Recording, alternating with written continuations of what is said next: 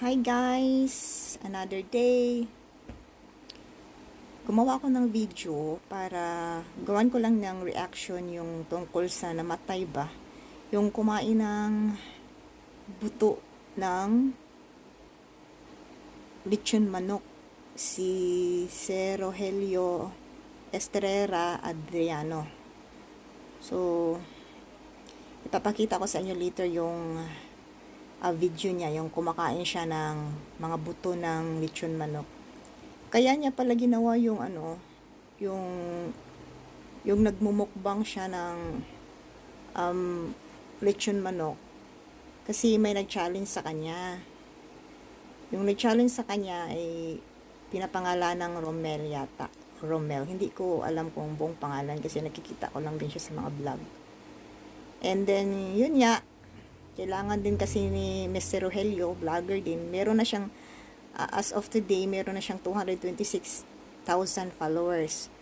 So, nangangailangan din siya ng pera kasi mga anak nga, malapit na dang mga anak yung asawa niya, kaya tinatanggap niya yung challenge na ng pagkain ng mga buto ng lechon manok. Hindi naman iniinda niya na anong kapahamakan, pero nagbabala siya doon na lalong-lalo na sa mga bata na hindi gayahin yung ginawa niya.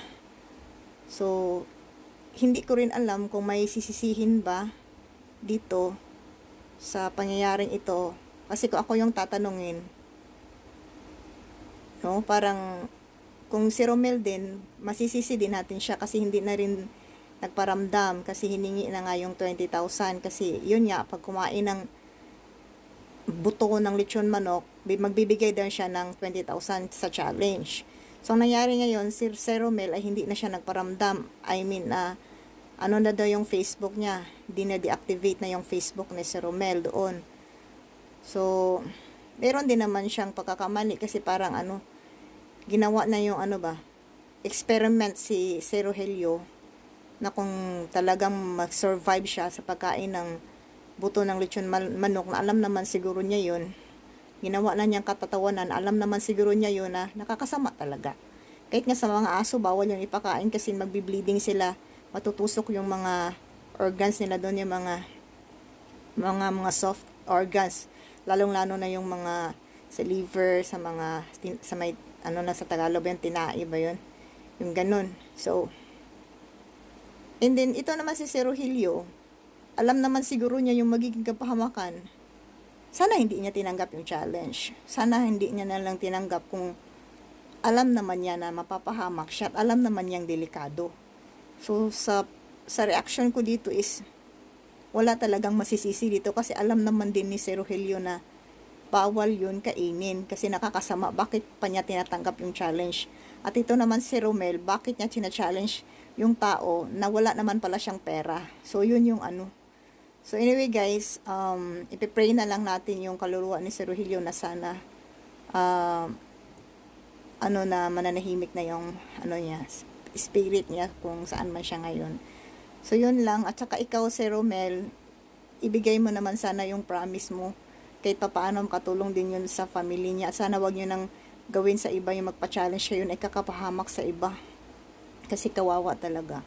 So, hindi ko na ito papataasin itong video ko guys. So, papanoorin nyo lang yung video at kayo na lang din yung humusga at ano yung magiging judge nyo or reaction din ninyo sa video na to. Watch. Sama nito. Diba sabi mo nga, mukog kakain ko, o na. Walang daya to. Sa mga bata dyan, wag niyo itong gagayahin. Manood lang kayo, mag-enjoy, Sasa na itong suka.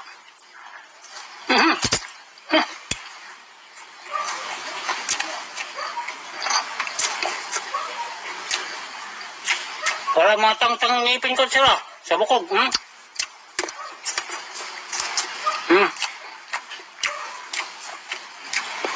Wala na akong magawa mga bay. Kamo lang ito ni si Romel sa akin. Si Romel Ginon. O na naman sir.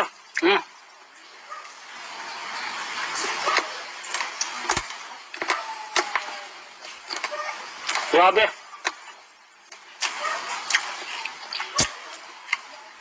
Hmm.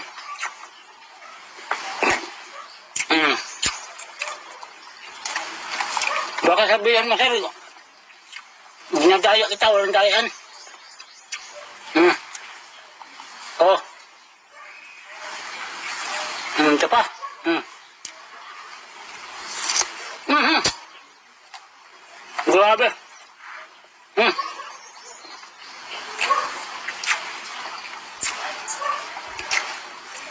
Ipadala mo kaagad yung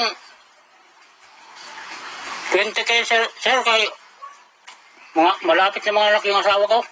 Hmm. Hmm. Kakain lang ako ng bukog. Naka 20K kaagad ako. Hmm. Sana legit to si Sir Mabay. Hmm. Hmm.